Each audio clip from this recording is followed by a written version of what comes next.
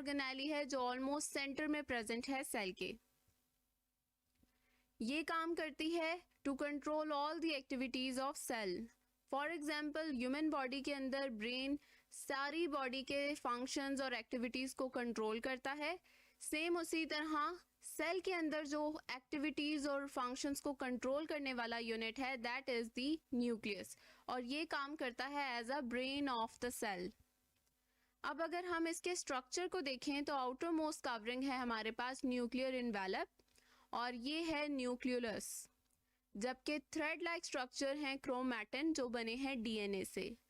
अब ये thread like structure अगर हम जूम करके देखें, नॉन डिवाइडिंग स्टेज में क्रोमैटिन मटेरियल ये जो बना है डीएनए से होता है in the form of thread यानी धागे की तरह, जबकि अगर सेल ने डिवाइड होना है तो ये थ्रेड लाइक स्ट्रक्चर कन्वर्ट हो जाते हैं, अरेंज हो जाते हैं इनटू क्रोमोसोम्स। ह्यूमन बॉडी के अंदर 46 पेयर हैं क्रोमोसोम्स के।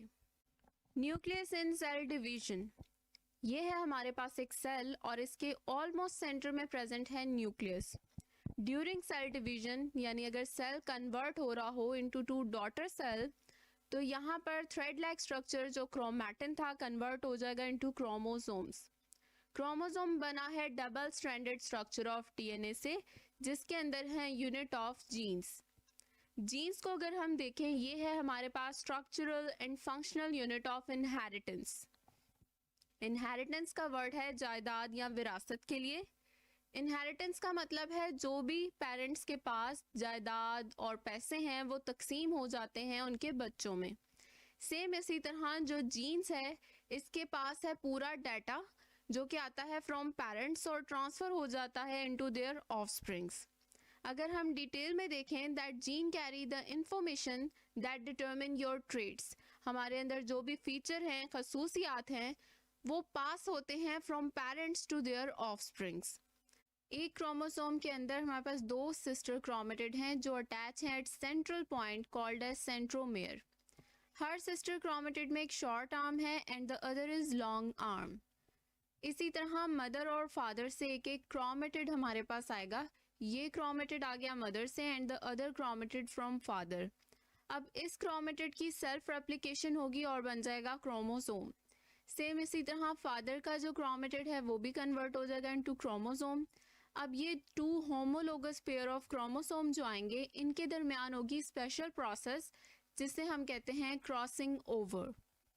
क्रॉसिंग ओवर के प्रोसेस के दरमियान जो भी जीन सीक्वेंस है, डाटा है फ्रॉम मदर एंड फादर, वो एक्सचेंज होंगे और आपस में इन दोनों की लड़ाई होगी कि कौन सा जीन सेलेक्ट होगा जो इंडिविजुअल में जाए। फॉर एग्जाम्पल अगर मदर का आई कलर है ब्राउन एंड फादर का है ग्रे ब्लू तो यहाँ पे हमारे पास जीन्स डोमिनेंट हो जाएगा, उसका आई कलर, फॉर एग्जाम्पल फादर का आई कलर यहाँ पे डोमिनेंट होता है तो इंडिविजुअल के अंदर आई कलर होगा ग्रे और ब्लू। सेम इसी तरह हमारे पास gene of hair colour, gene of facial feature, इस तरह के जीन्स आते हैं जिनमें से एक एक सेलेक्ट हो जाएगा और यहाँ पे पूरी एक जीन सीक्वेंस बना देगा in the form of chromosome. For example हमारे पास अगर आई कलर आ जाता है फादर से एंड हेयर कलर आ जाता है मदर से, उसी तरह हाइट आ जाती है फादर से और इंटेलिजेंस आती है मदर से, फेशियल फीचर आ जाते हैं फादर के और स्किन कलर आता है मदर का। तो इस तरह हमारे पास पूरी एक क्रॉसिंग ओवर के बाद जेनेटिक सीक्वेंस बन जाती है जिसमें एक पूरी लिस्ट आती है कि कौन कौन से जीन्स यहाँ सिलेक्ट हुए हैं और कौन सा डोमिनेंट है। इसके बाद हमारे पास आ जाती है पूरी सीक्वेंस ऑफ अ क्रोमोसोम जो कि रेप्लिकेशन के बाद एक नया इंडिविजुअल बनाती है जो जेनेटिकली इसके अंदर डिफरेंट होता है। जैसे कि फॉर एग्जांपल हम देखें तो बैक्टीरियाज के सेल आपस में बिल्कुल सेम एक ही तरह के होते हैं और उनकी रेप्लिकेशन का प्रोसीजर है बाय माइटोसिस, जबकि जो ह्यूमन बीइंग हैं इनके अंदर जो इंडिविजुअल्स हैं उनके 2 जीन्स आपस में हमेशा क्रॉसिंग ओवर के बाद डोमिनेंट जो होता है वो सेलेक्ट होता है। इस बेसिस पे यहाँ पे बहुत सी वेरिएशन होती है, म्यूटेशन होती है और इसीलिए जो जेनेटिकली न्यू इंडिविजुअल बनता है वो बहुत डिफरेंट होता है as compare to their parents. Nucleus की अगर हम टाइप्स देखें तो इट मे बी मोनोन्यूक्लिएटेड, बायन्यूक्लिएटेड और मल्टी न्यूक्लिएटेड। यानी एक सेल के अंदर हमारे पास मोनो मीन्स 1 न्यूक्लियस भी हो सकता है, बाय का मतलब है टू, यानी सेल के अंदर दो न्यूक्लियस भी हो सकते हैं and it may be multi nucleated. Multi means many, कि एक सेल के अंदर बहुत सारे न्यूक्लियस भी प्रेजेंट हो सकते हैं। इसके बाद देखते हैं plant cell nucleus. Plant cell के अंदर nucleus occupies central space in animal cell while pushed aside in plant cell by vacuole. यानी प्लांट सेल के अंदर जो न्यूक्लियस है वो साइड पर पुश कर दिया जाता है by a fluid filled vesicle, जिसे हम कहते हैं वैक्यूल। वैक्यूल हमारे पास है एक बैलून की तरह जिसके अंदर पानी भरा हो।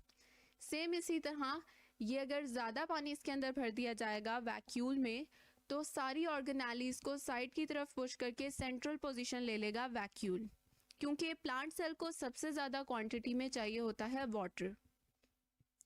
इसके बाद हम देख सकते हैं difference between eukaryote and a prokaryote.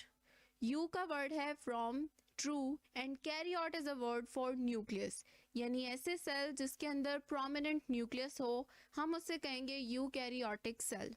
इसमें आ जाता है animal cell and plant cell.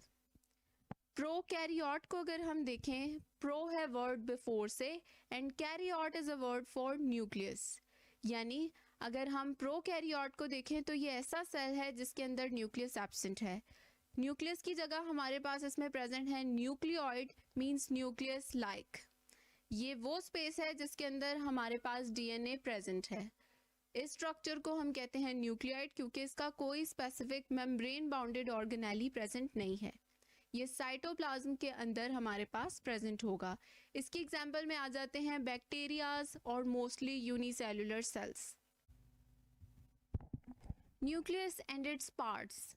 Nucleus के बेसिक पार्ट में हमारे पास आती है outer most covering that is called nuclear envelope, जिसके दरमियान में छोटे छोटे से एक्सटेंशन दिख रहे हैं, इसे हम कहते हैं न्यूक्लियर पोर्स।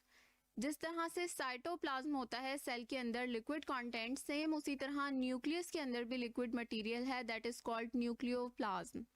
और ये थ्रेड लाइक स्ट्रक्चर दिख रहे हैं that are made up of DNA, ये है क्रोमैटिन। इसके बाद ये है डार्कली स्टेन्ड बॉडी जिसे हम कहते हैं न्यूक्लियोलस। और ये आउटर मोस्ट कवरिंग हमारे पास कनेक्टेड है एंडोप्लाज्मिक रेटिकुलम से, जिस पर ये छोटे छोटे डॉट हैं रिप्रेजेंट कर रहे हैं राइबोसोम्स को, जो कि हैं प्रोटीन की फैक्ट्री।